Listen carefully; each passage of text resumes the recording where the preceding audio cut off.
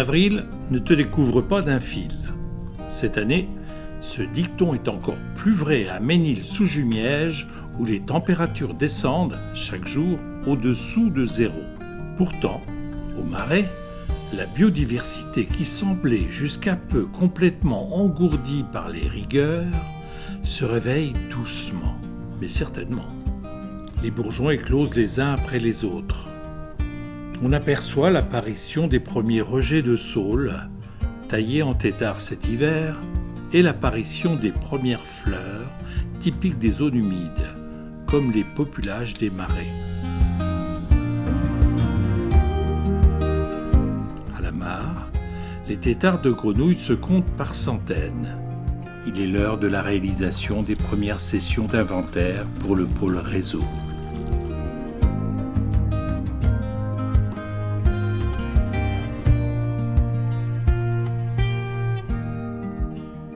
Bientôt, la couleur ocre des roseaux en hiver sera remplacée par une gamme de verts, tous plus éblouissants les uns que les autres. Pas de doute, le printemps est bien là, et dans quelques jours, de nouveaux pensionnaires seront de retour dans les marais.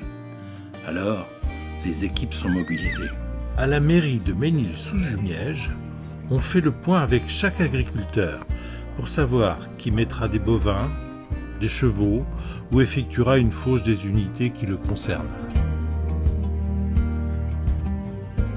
On t'attend, nous on est dans le marais, là on va remettre les clôtures en service, vérifier les abreuvoirs et on est prêt pour les accueillir. La convention n'est pas une mesure d'intimidation, mais bel et bien la retranscription des engagements de la commune auprès des agriculteurs. Elle assure que la gestion du marais est conforme au plan de gestion. Il s'agit d'un partenariat étroit entre la commune et les agriculteurs pour la biodiversité. Dans le marais, Reynald et ses équipes assurent la pose des nouvelles clôtures. Ils vérifient l'état de fonctionnement des abreuvoirs. Tout doit être prêt pour le 1er mai.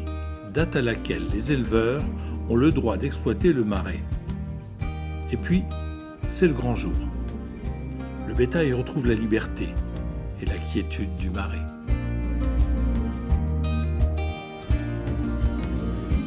On nous a proposé de mettre des animaux sur la commune de Ménil-sous-Jumièges pour favoriser la biodiversité sur le marais.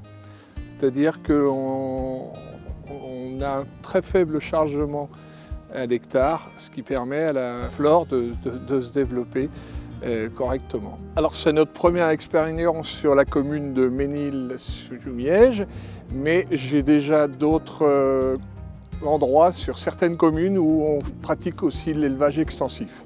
Les principaux engagements sur le marais sont bien sûr un chargement très faible à l'hectare, d'environ un UGB2. Un UGB, c'est une unité gros bovin. En fait, la référence d'un UGB, c'est une vache adulte. Donc, ces génisses-là qui ont 2 ans représentent aujourd'hui 0,8 UGB. Nous en avons amené 13 et 1 taureau sur une parcelle qui fait environ 10 hectares, donc on est en dessous du seuil de chargement. Aujourd'hui, c'est la commune qui fixe les conditions d'exploitation et en contrepartie, il y a un suivi des animaux, des clôtures et de l'abreuvement pour le bétail. Oui, c'est vrai, ils sont surveillés. Dès qu'il y a un souci, on nous appelle. Ça me rassure d'un côté parce qu'il y a une surveillance. Moi, je viens une fois à la semaine quand même les voir pour garder le contact avec mes animaux.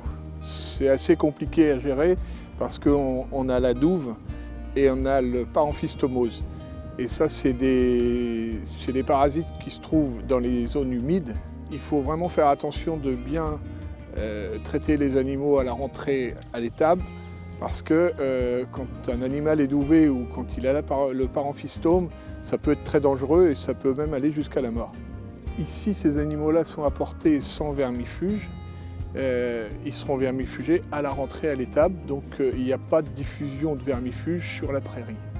Chaque jour, la lumière du jour perdure plus longtemps. Les chants des oiseaux s'intensifient. La flore se diversifie et se colore de splendeur. Certains oiseaux Martel Sevano-Huppé semble avoir choisi le marais de Ménil-sous-Jumièges comme site de nidification. À suivre. À bientôt sur tvie.tv.